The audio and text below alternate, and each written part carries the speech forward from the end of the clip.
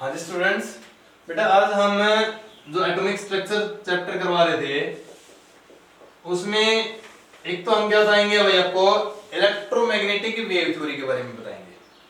तो देखो electromagnetic wave theory क्या बताती है आपकी मैग्नेटिक वेव थ्योरी।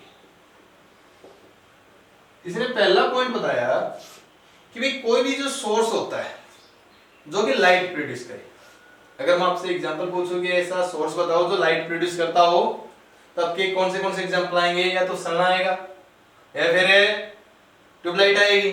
ठीक है, तो इसके अकॉर्डिंग क्या होता है कि जब भी कोई सोर्स लाइट प्रोड्यूस करता है तो लगातार प्रोड्यूस करेगा, कॉन्टिन्यूअसली प्रोड्यूस करेगा in the form of A wave. किसके फॉर्म में प्रोड्यूस करेगा भाई? वो वेव की फॉर्म में। पहला पॉइंट समझ में आ गया। दूसरा पॉइंट, जो लाइट प्रोड्यूस हुई है उसके द्वारा उसकी स्पीड कितनी होगी? जितनी की सनलाइट की होती है। The speed of light is equal to speed of a sunlight, जो कि कितनी होती है 3 इंटू में 10 की पावर 8 मीटर पर सेकेंड।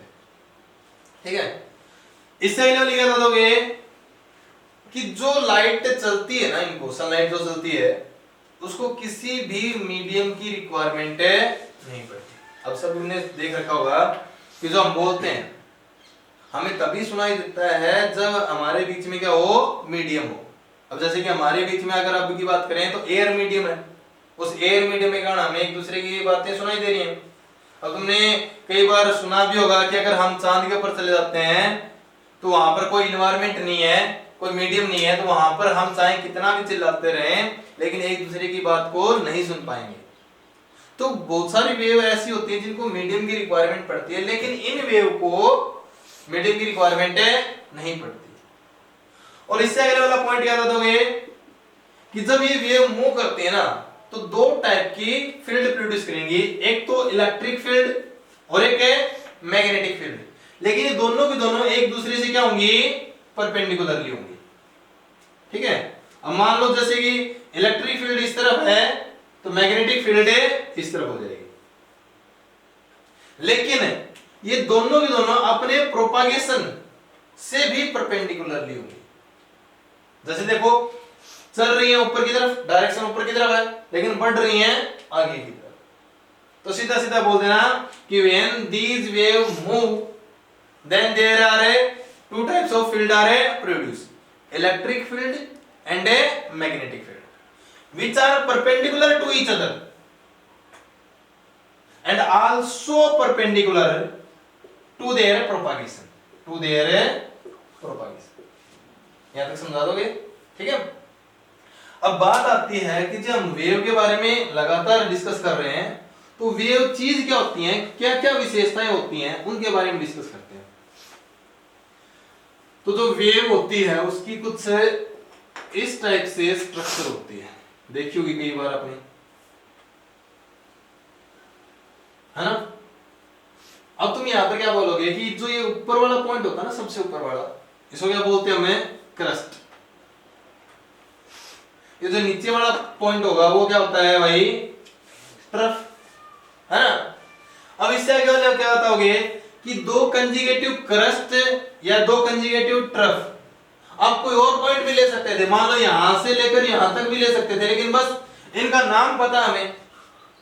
तो दो कंजुगेटिव का मतलब क्या है? बिल्कुल पास पास वाले, आगे पीछे। ये नहीं कि क्रस्ट इसका उठा लिया, क्रस्ट इसका आगे वाली वेव का उठाया। तो जब दो कंजुगेटिव क्रस्ट के बीच की डिस्टेंस लेते हैं ना तो उसको हम बोलते हैं वेवलेंथ, और इसको हम रिप्रेजेंट किससे करते हैं भाई? लैम्डा से। तो डेफिनेशन कैसे दोगे? The distance between two conjugative crest और trough, it is represented by lambda. और अगर इसकी यूनिट की बात की जाए तो क्या बताओगे? ये क्या मेजर कर रही है? लेंथ ना, तो इसकी यूनिट भी क्या होगी? लेंथ वाली होगी, मतलब मीटर। आगे सुनिए, आगे ये जो यहां से लेकर यहां तक ये क्या बनाता है? एक साइकिल बनाता है, और एक सेकंड के अंदर कितने साइकिल कंप्लीट होते हैं, बनते हैं, इज कॉल्ड उसकी फ्रीक्वेंसी। ठीक है। तो फ्रीक्वेंसी की अगर डेफिनेशन देनी हो तो क्या दोगे, 10 number of cycle completed in A 1 second. इसको हम नोट करते हैं ऐसे म्यू से। और इसकी अगर यूनिट की बात करें तो इसकी यूनिट होती है भाई हर्ट्ज। बस एक यूनिट और होती है इसकी, अभी थोड़ी देर के बाद डिस्कस करेंगे उसका। इसकी जस्ट सिमिलर टाइप की एक टर्म आती है, इसका नाम होता है टाइम पीरियड।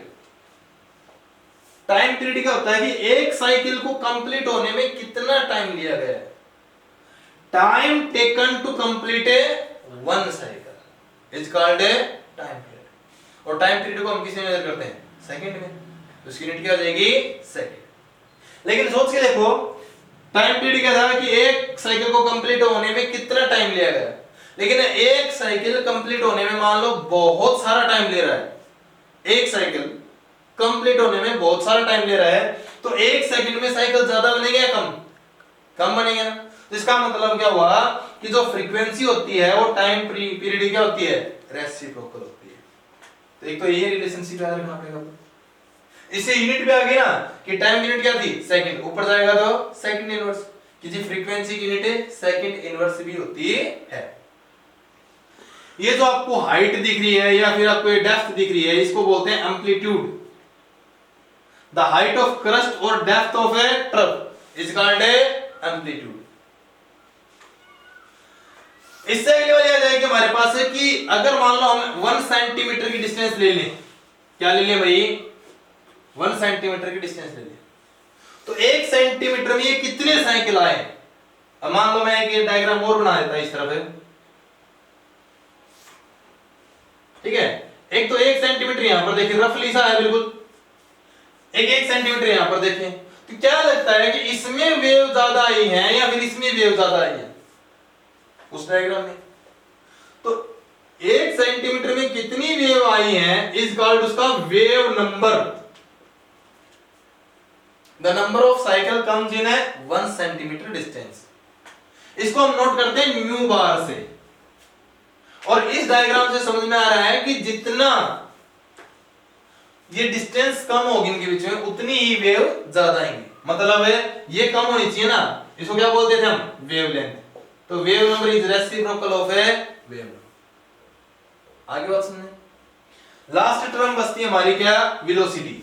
तो वेलोसिटी क्या होती है हमारे पास, डिस्टेंस अपॉन ए टाइम। यहां पर हमें डिस्प्लेसमेंट मान लो, वेलोसिटी होती है डिस्प्लेसमेंट अपॉन टाइम। तो यहां पर डिस्प्लेसमेंट किसकी फॉर्म में होता है, वेवलेंथ की फॉर्म में, अपॉन ए टाइम। ये फॉर्मूला बना सकते हो। एक और बता सकते हैं कि 1 अपॉन टाइम की क्या पुट कर सकते हैं हम, फ्रीक्वेंसी पुट कर सकते हैं। तो जो वेलोसिटी होती है वो क्या होती है, लैम्डा इनटू में न्यू। इनके ऊपर काफी ज्यादा न्यूमेरिकल आते हैं, ठीक है। कि भाई मान लो जो सनलाइट है उसकी वेवलेंथ दे दी जाए आपको 10 पिकोमीटर, तो बताओ उसकी फ्रीक्वेंसी क्या होगी। तो सबको पता है कि लाइट की जो स्पीड होती है कितनी होती है, 3 × 10⁸ मीटर पर सेकंड। तो ये वैल्यू दे रखी 10 पिकोमीटर, इसकी वैल्यू दे दी, फ्रीक्वेंसी निकाल लोगे ना। लेकिन अगर यहीं से टाइम पीरियड पूछ लेता कि 10 पिकोमीटर वाली वेवलेंथ वाली सनलाइट की टाइम पीरियड कितना होगा, तो एक बार फ्रीक्वेंसी तो निकले, फ्रीक्वेंसी निकलते क्या आ जाएगा, ये टाइम पीरियड का रेसिप्रोकल होता है। आगे बात समझ में इतना, ठीक है। तो ये जो इलेक्ट्रोमैग्नेटिक वेव थ्योरी हम करवा रहे थे, इसके बाद जो वेव के बारे में बताया, तो हमारे पास काफी टाइप की वेव आती है, जैसे रेडियो वेव्स होती हैं, गामा रेज होती हैं, इंफ्रारेड होती हैं। अगर उन वेव को हम increasing order of their wavelength put करते हैं, तो जो सीरीज बनेगी उस सीरीज का नाम क्या होता है भाई, इलेक्ट्रोमैग्नेटिक स्पेक्ट्रम। तो एक ऐसी सीरीज जिसके अंदर हमें वेव को पुट करें according to their increasing wavelength. यहां तक हो गया। अब बात आती है कि ये जो लिमिटेशन क्या रही इसकी जो हमने इलेक्ट्रोमैग्नेटिक वेव थ्योरी बताया था उसकी क्या लिमिटेशन रही। तो उसकी लिमिटेशन दो रही, एक तो ब्लैक बॉडी रेडिएशन को एक्सप्लेन नहीं कर पाया ये, एक फोटो इलेक्ट्रिक इफेक्ट को एक्सप्लेन नहीं कर पाया। तो हमारे पास अगर तुम्हारे पास कोई क्वेश्चन पूछे कि क्या होता है फोटो इलेक्ट्रिक इफेक्ट और क्या होता है ब्लैक बॉडी रेडिएशन, तो देखो क्या होता है, ब्लैक बॉडी क्या होती है, एक ऐसी बॉडी जो परफेक्टली हीट को अब्जॉर्ब या इमिट करती हो, जैसे कि ब्लैक रंग ही होता है, या फिर जिस भी ऑब्जेक्ट का डार्क कलर होता है ना, वो क्या करता है, ज्यादा से ज्यादा हीट को अब्जॉर्ब करता है।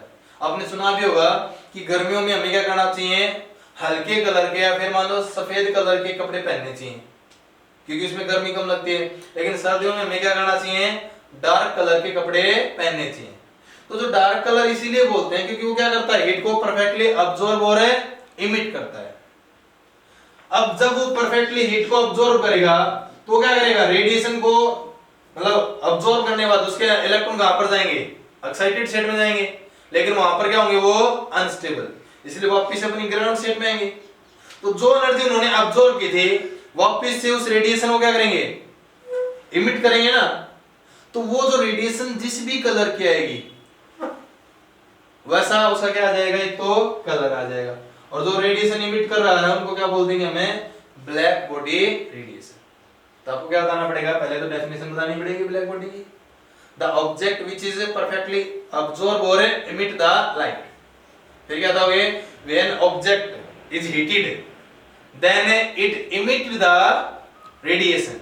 जब हम किसी ऑब्जेक्ट को हीट करते हैं तो क्या करेगा, कुछ एक रेडिएशन को इमिट करेगा। आपने किसी भी चीज को गर्म करके देखा होगा, उसमें से रेडिएशन बाहर निकलती है ना, उन्हीं चीज का नाम क्या होता है, ब्लैक बॉडी रेडिएशन।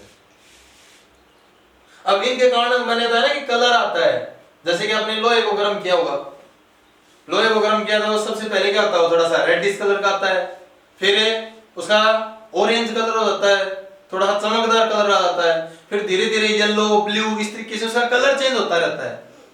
तो ये कलर चेंज होता है क्यों है, ये एक्सप्लेन नहीं कर पाया, क्योंकि उसके अकॉर्डिंग तो क्या था कि जो सनलाइट है वो क्या आ रही है, लगातार आ रही है, कंटिन्यूअसली आ रही है। तो इसका मतलब जो हीट इमिट हो रही है, तो रेडिएशन इमिट हो रही है, रेडिएशन जो इमिट हो रही है वो किसके ऊपर डिपेंड करेगी, कि उसके ऊपर कितनी सनलाइट पड़ रही है, मतलब इंटेंसिटी ऑफ ए सनलाइट।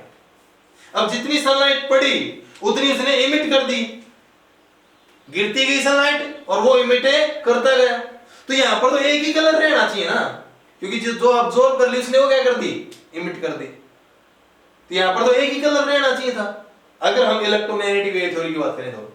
लेकिन कलर तो चेंज हो रहा है लगातार, वो कलर चेंज क्यों हो रहा है ये नहीं बता पाया। बस ये डेफिनेशन तो बता दी भाई, रेडिएशन इमिट हो रही है, लेकिन कलर क्यों चेंज हुआ नहीं बता पाया।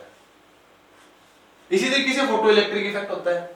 फोटो इलेक्ट्रिक इफेक्ट क्या होता है हमारे पास है कि जब मेटल सरफेस के ऊपर सनलाइट फॉल करती है, पड़ती है, तो मेटल सरफेस से क्या होते हैं, इलेक्ट्रॉन एनर्जी गेन करके बाहर निकल जाते हैं। तो the ejection of a electron when sunlight fall on the metal surface, जब मेटल सरफेस के ऊपर सनलाइट पड़े तो इलेक्ट्रॉन का बाहर निकलना is called photo electric effect.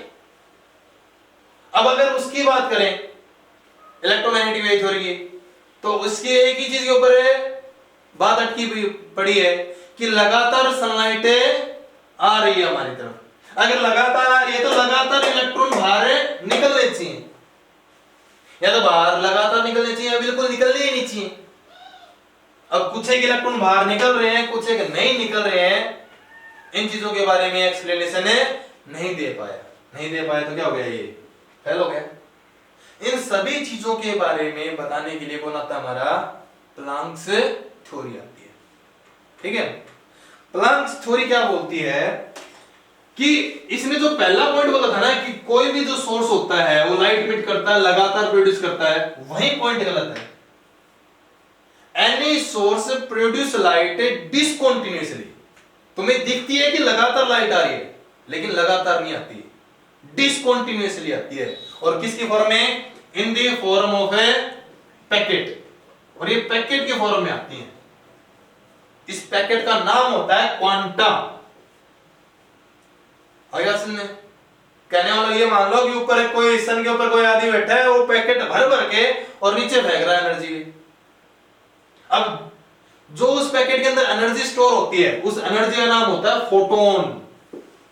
पहला पॉइंट होता था ना कि any source produce light discontinuously in the form of a packet which is called a quanta, and the energy stored in the packet is called a photon. एक photon आ रहा है ऐसे धीरे धीरे, एक आ रहा है ऐसे फास्टली, क्या लगता है किसकी एनर्जी ज्यादा होगी? दूसरे वाले की ना। तो कहने का मतलब ये क्या थी, उसकी फ्रीक्वेंसी थी ना। तो यहाँ पर किसी भी वेव की जो एनर्जी होती है वो किसके ऊपर डिपेंड करती है? उसकी फ्रीक्वेंसी के ऊपर डिपेंड करती है। प्रोपोर्शनलिटी साइन को हटाएंगे तो कोई क्या आएगा?